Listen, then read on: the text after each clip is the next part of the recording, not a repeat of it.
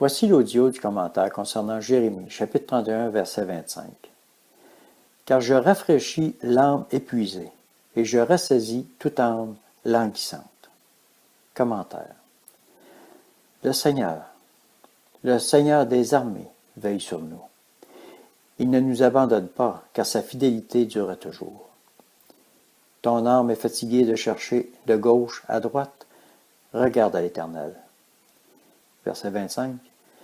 Car je rafraîchis l'âme épuisée, et je ressaisis toute âme languissante. C'est pourtant assez clair. Nous sommes trop habitués à avoir tout, et tout de suite. Tu veux quelque chose? Crédit facile. Surendettement et paiement difficile. Le Seigneur n'est pas un micro-ondes que tu programmes. Devant le Seigneur, un jour est comme 1000 ans. Donc, sois patient. Jacques, chapitre 1, versets 2 à 4. Mes frères, regardez comme un sujet de joie complète les diverses épreuves auxquelles vous pouvez être exposés, sachant que l'épreuve de votre foi produit la patience.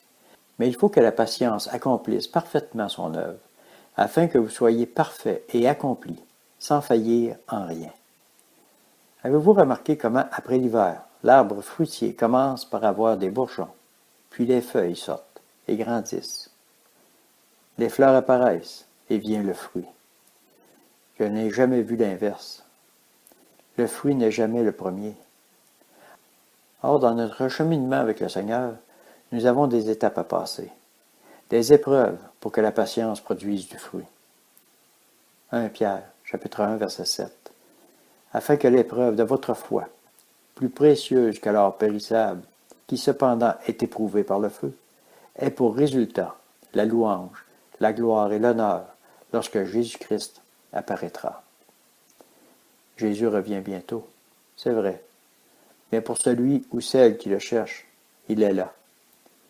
Dans Jean, chapitre 14, les versets 21 et 23, Jésus nous explique que si nous l'aimons, si nous aimons ses commandements, si nous gardons sa parole, il nous aimera.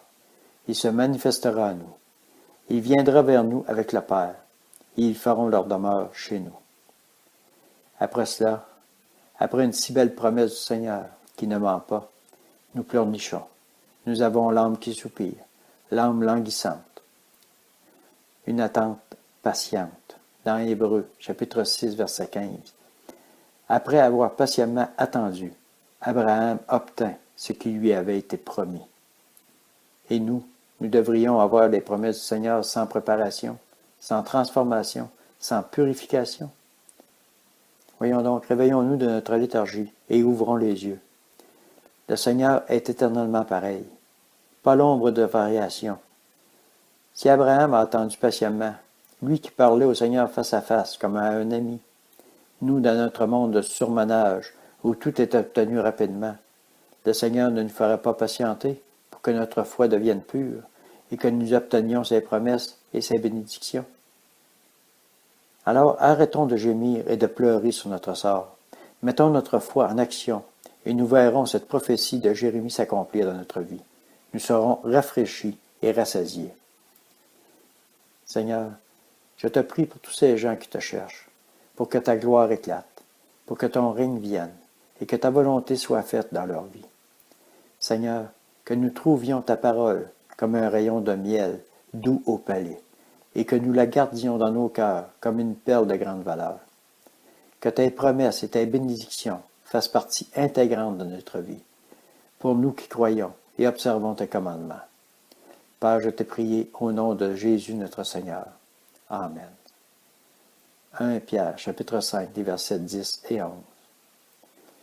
Le Dieu de toute grâce, qui vous a appelé en Jésus-Christ à sa gloire éternelle, après que vous aurez souffert un peu de temps, vous perfectionnera lui-même, vous affermira, vous fortifiera, vous rendra inébranlable. À lui soit la puissance au siècle des siècles. Amen.